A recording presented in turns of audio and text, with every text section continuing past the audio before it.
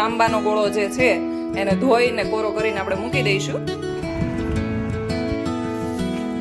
રેતીમાં રમવાની એની એટલી મજા આવી છે ને એટલે અહીંયા આપણું જામુન શોર્ટ રેડી છે. ફ્રેન્ડ્સ, વેરી ગુડ મોર્નિંગ, જય શ્રી કૃષ્ણ એન્ડ જય Swaminarayan. Welcome back to my channel. મારું નામ દિવ્યાંશી છે અને તમારું મારી ચેનલમાં સ્વાગત છે. આપણે પૂજા કરીને ફ્રી થઈ ગયા છીએ અને જક્ષુ પણ ઉઠી ગયો છે, એટલે હું વિચારું છું કે આજે મગનું શાક બનાવીએ. મેરેજ પહેલાં તો જ્યારે અમે બધા જ જોબ કરતા હતા અને મારા મમ્મી એક ઘરે હોય તો અમે સન્ડેના દિવસે જ મગનું શાક અને ભાત બનાવતા હતા, કેમ કે મને મગનું શાક ને મગભાત ઇન શોર્ટ બહુ જ ભાવે. અને આજે હવે આપણે જોઈએ મગભાત બનાવીએ કે મગનું શાક અને રોટલી બનાવીએ, કેમ કે ઘણા ટાઈમથી મગનું શાક નથી બનાવ્યું. કોને કોને મારી જેમ મગભાત બહુ જ ભાવે છે એ મને કોમેન્ટ કરીને કહેજો. આજે આપણે ગોળાનું મુહૂર્ત કરવાના છીએ, એટલે ગોળો ભરવા માટે હમણાં મૂકી દઈએ અને આપણે તાંબાનો ગોળો જે છે એને ધોઈને કોરો કરીને આપણે મૂકી દઈશું. ત્યારે સવારે જ હું ગોળો ભરી લઉં એટલે મસ્ત ઠંડુ પાણી થઈ જાય. બાકી દિવસ દરમિયાન તો ફિલ્ટર ભરીએ તો એટલું ગરમ પાણી આવે છે કે પીવું પણ ના ગમે. એટલે દિવસે આજથી મેં વિચાર્યું છે કે સાંજે ફિલ્ટર ભરવાનું, યા તો પછી મતલબ સાંજે ગોળો ભરવાનો કાં તો પછી સવારે ગોળો ભરવાનો, એટલે આખી રાત દરમિયાન મસ્ત ઠંડુ પાણી થઈ જાય. તો અત્યારે ગોળો ભરી લો. અને વૃષભને આજે વણેલા ગાંઠિયા ખાવા હતા તો મેં ચા મૂકી દીધી હતી ને એ કહે કે હવે વણેલા ગાંઠિયા ખાવા છે, એટલે ગયા છે વણેલા ગાંઠિયા લેવા માટે. તો હું અત્યારે આ બધું કામકાજ પતાવી દઉં. આવી ગયા છે અમારા વણેલા ગાંઠિયા, જોડે આવી છે કઢી અને પોપૈયાનો સંભારો અને ગ્રીન ચટણી. તો ચાલો બધા વણેલા ગાંઠિયા ખાવા માટે.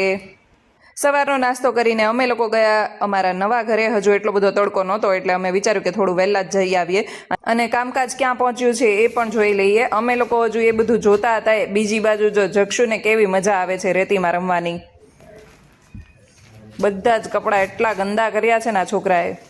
અહીંયા આવ્યા ને એટલે 1-2 કલાક તો આરામથી જતા રહી, ખબર પણ ના પડે. બધા ફ્રેન્ડ્સનું ને અમારું ને બધા ફ્લેટ જોયા, એમાં કલાક 1.5 કલાક જેવો ટાઈમ તો નીકળી ગયો. હવે ઘરે જઈને મગ તો બાફીને જ આવી છું, હવે રોટલી બનાવવાની જ બાકી છે ખાલી. જો અમે કોઈ ગંદા નથી થયા. એ છોકરાના શૂઝ ને કપડાં ને એટલા ગંદા થઈ ગયા છે ને. નકરું રેતીમાં રમવાની એની એટલી મજા આવી છે ને એટલે જૂના કપડાં પહેરાવીને લાવી હતી. મને ખબર જ હતી કે ઘરે જાય ને એટલે નાવાનો ટાઈમ જ થવાનો છે આને. મજા આવે જ જક્ષુ તને? જો આવી ગયા છીએ અમે ઘરે પાછા અને રોટલીનો લોટ બાંધી દીધો છે. થોડી વારમાં હમણાં કૂણ આવી જશે પછી રોટલી બનાવી લઈશું. અહીંયા મગ પણ બફાઈ ગયા છે સારા એવા. અને કોની મારી જેમ મગનું પાણી બહુ ભાવે છે એ કહેજો. મગનું પાણી બહુ જ ગુણકારી હોય છે એટલે પીવાય. તો ચાલો હવે મગને વઘારી લઈએ. ભગવાનનો થાળ રેડી છે, ભગવાન જમી લે એ પછી અમે લોકો પણ જમી લઈશું અને પછી જક્ષુને સોડાવી દઈશ. અહીંયા ચીઝ ખમણી લીધું છે, આ પનીર છે અને કેપ્સિકમ, ગાજર અને મકાઈને એકદમ ઝીણી ઝીણી કાપી લીધી છે એટલે વણવામાં વાંધો ના આવે. અને આમ થોડું મોઝરેલા ચીઝ મારી પાસે પડ્યું હતું તો એ પણ યુઝ કરીશું. અને બાકી આ ચીઝ તો છે જ આપણી પાસે.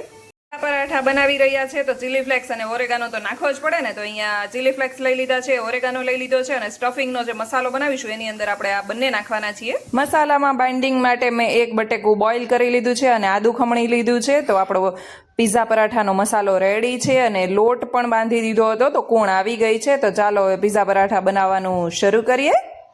અને મસાલો ઠંડો થઈ જાય એ માટે મેં થોડો ડીશની અંદર સ્પ્રેડ કરી લીધો છે.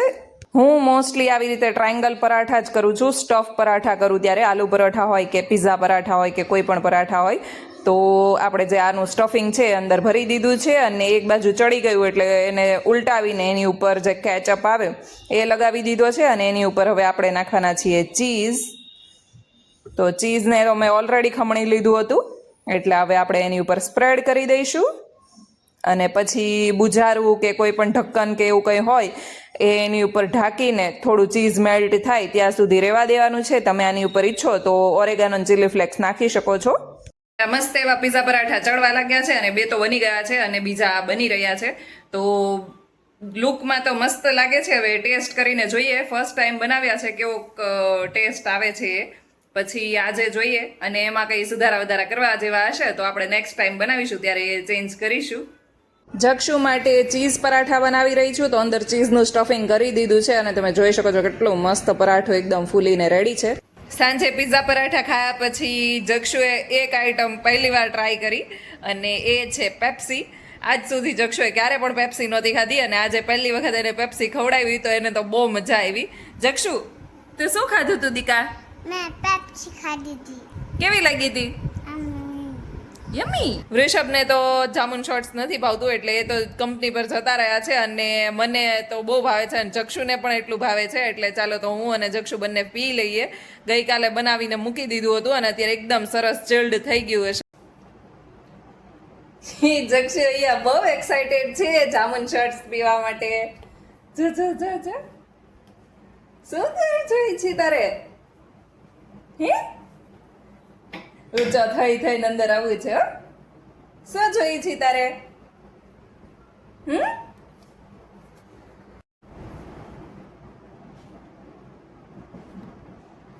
હમણાં આપું. જો અહીંયા આપણું જામુન શોર્ટ રેડી છે અને આપણે પીવાના છીએ અને બાકીનાની આપણે કુલ્ફી જમાવી દીધી છે. હવે ઢક્કન તો મેં બધાના બંધ કરી દીધા છે પણ જો આ રીતે ફિલ કરી દીધું છે અને ઉપરથી આ રીતે ઢક્કન આવે એ બંધ કરી દેવાનું. ફ્રીઝ થઈ જશે એટલે આ સ્ટીકની જેમ અને બાકી આપણે કેન્ડી બનાવીને ખાવાની. તો આપણે આ 8 કેન્ડી છે એ જમાવવા માટે મૂકી દઈએ ફ્રીજમાં.